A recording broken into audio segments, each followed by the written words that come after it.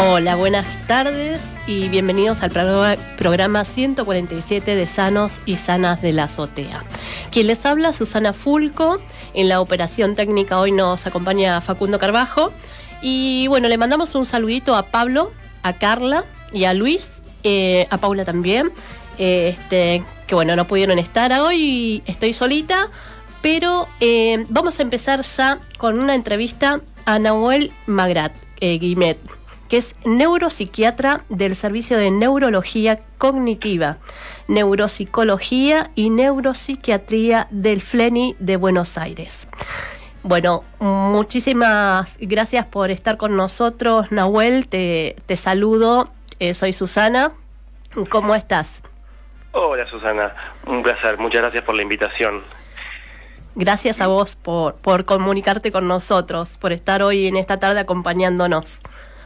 Bueno, sí. La primera pregunta que te quiero hacer, ¿cuál es la diferencia entre demencia senil y el Alzheimer? Ok, es una muy buena pregunta porque en general el concepto de demencia senil es un concepto como muy arraigado a la sociedad y la verdad es que hoy por hoy es un concepto erróneo. Así que me parece que es un muy buen punto de partida como para empezar a desmitificar un poco de qué hablamos cuando hablamos de demencia. La realidad es que la idea de demencia senil es un concepto que se utilizaba mucho antes, cuando no era posible, digamos, dividir o llegar al punto de entender cuál es la causa de la enfermedad. Y la verdad es que atrae un concepto que es erróneo, ¿no? Que es, digamos, la idea, o por lo menos se permite entrever un concepto erróneo, que es que la demencia es parte del proceso de la senectud, ¿no? Del envejecimiento, y ese lamentablemente no es un concepto cierto, ¿sí? La demencia es una enfermedad que se caracteriza por el compromiso, la pérdida de las funciones cognitivas, y que eso es lo suficientemente grave como para limitar el funcionamiento de la vida cotidiana. O sea que es un concepto clínico el de demencia, es un concepto, digamos, funcional, si se quiere, no habla de una causa. Y detrás de esa idea hay un montón de enfermedades con nombre y apellido que nos permiten saber más o menos para dónde va a evolucionar el cuadro.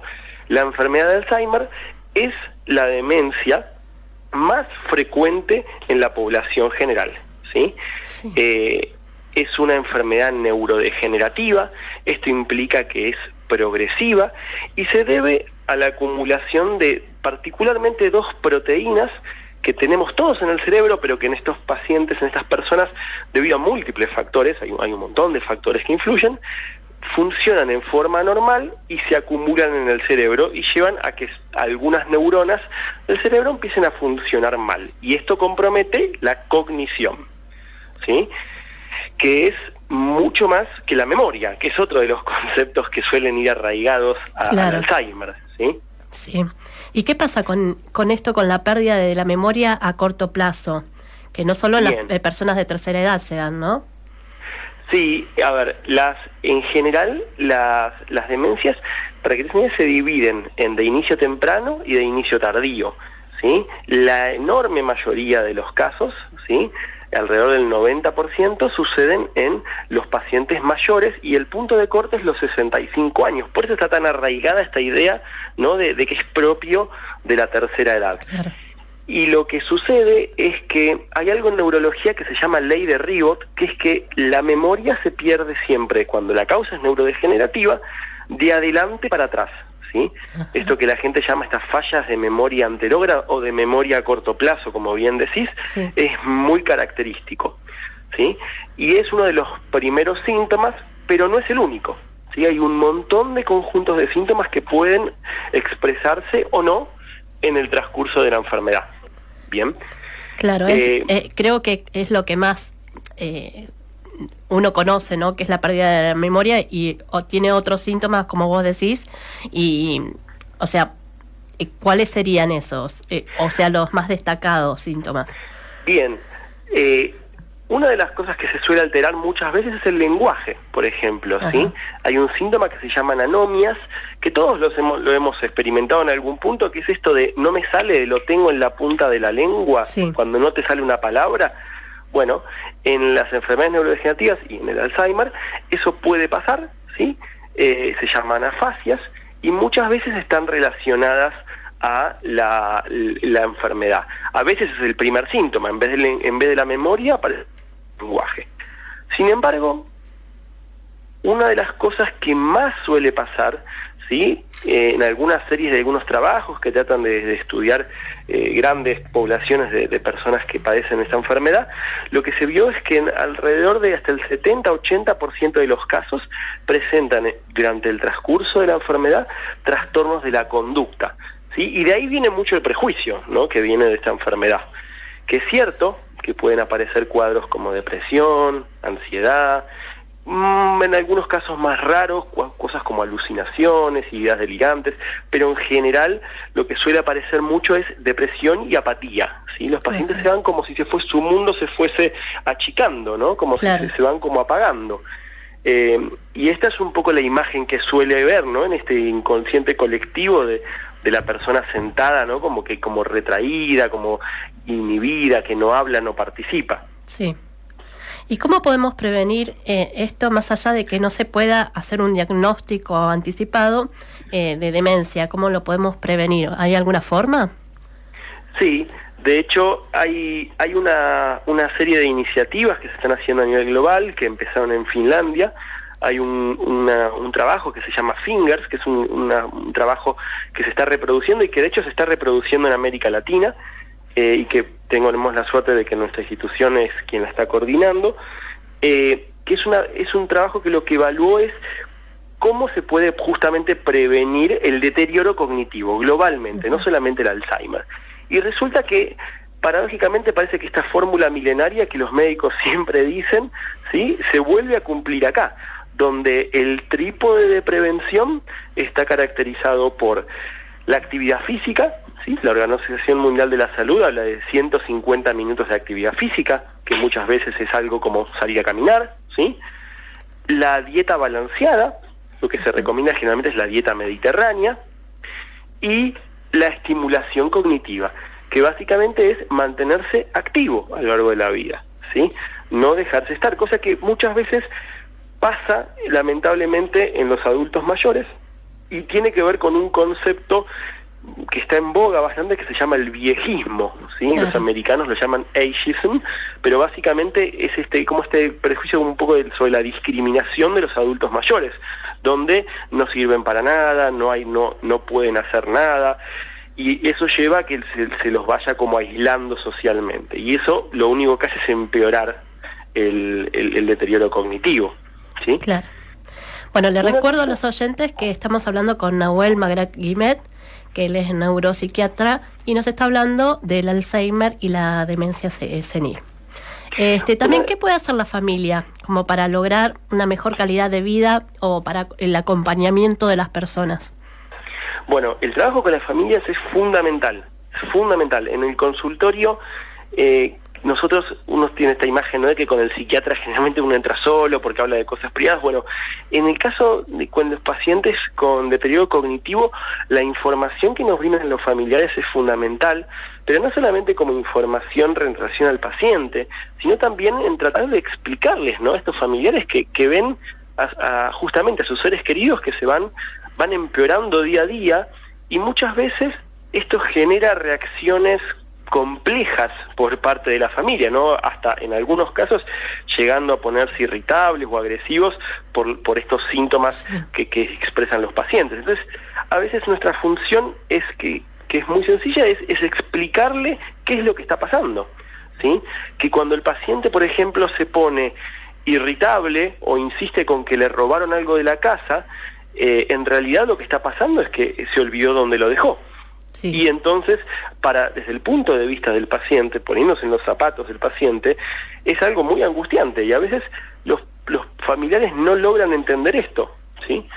O, por ejemplo, yo siempre doy un ejemplo que es algo que se ve a veces, que es en pacientes más avanzados, donde ven que cuando se los intentan, por ejemplo, higienizar o bañar, se ponen agresivos. Bueno, pónganse un poco en los zapatos de ese paciente que de repente alguien, muchas veces un desconocido, lo empieza a desnudar, lo mete abajo del agua, ¿sí? ¿Cómo sabe que no lo está, digamos, torturando, que no lo está lastimando?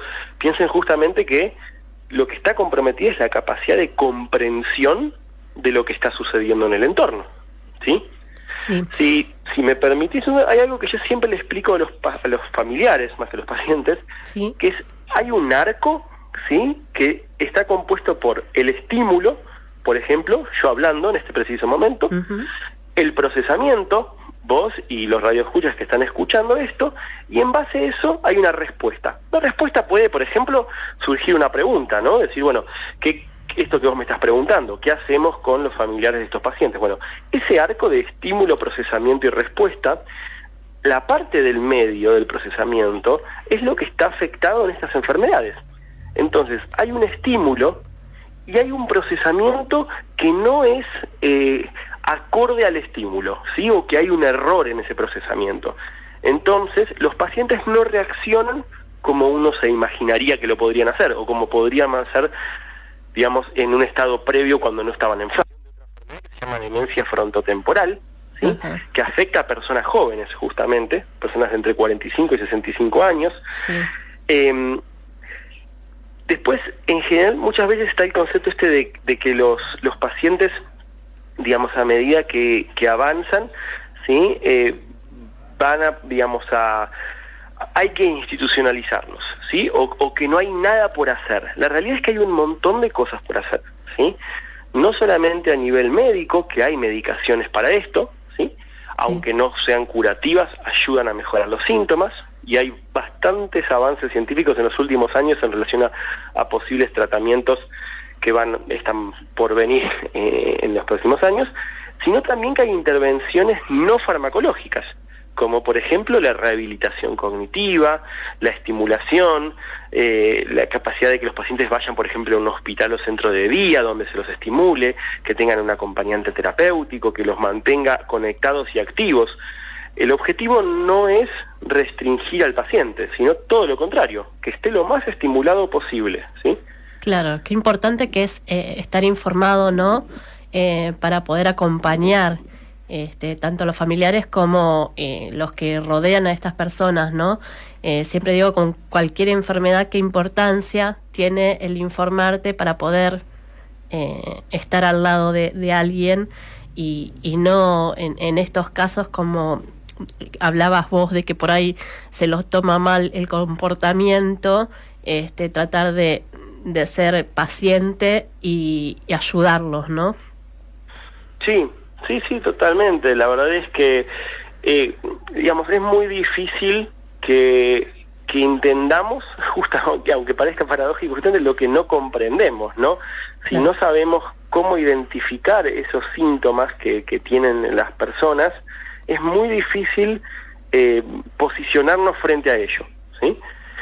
En el caso del Alzheimer, una de las cosas que muchas veces pasa, así como hablamos de estos síntomas de la memoria, que empiezan con estas fallas, a veces los pacientes se ponen reiterativos, ¿no? Como de preguntar una y otra vez lo mismo, y justamente por la enfermedad, yo siempre digo que es como la paradoja, ¿no? Que el paciente no se va a acordar, que se olvida, ¿sí?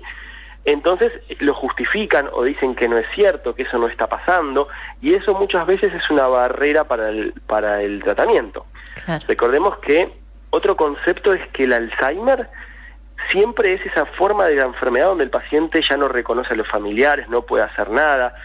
Hoy por hoy lo que tratamos de hacer es diagnosticar a los pacientes en un estadio más inicial de la enfermedad, que no es la demencia, que se llama deterioro cognitivo leve, que es el punto donde los pacientes siguen trabajando, siguen siendo funcionales, manejan sus cuentas, tienen sus familias, digamos, siguen haciendo su vida normal, pero con estas pequeñas fallas, que sí, con el tiempo van a ir empeorando. Pero la idea es iniciar el tratamiento lo antes posible, ¿sí?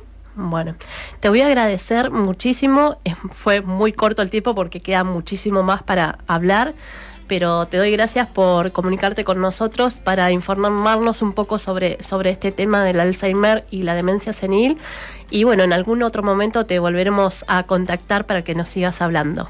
Muchísimas gracias, Nahuel. Cuando quieran, les agradezco mucho la invitación. Saludos. Bueno, saludos. Nos vamos a una pausa.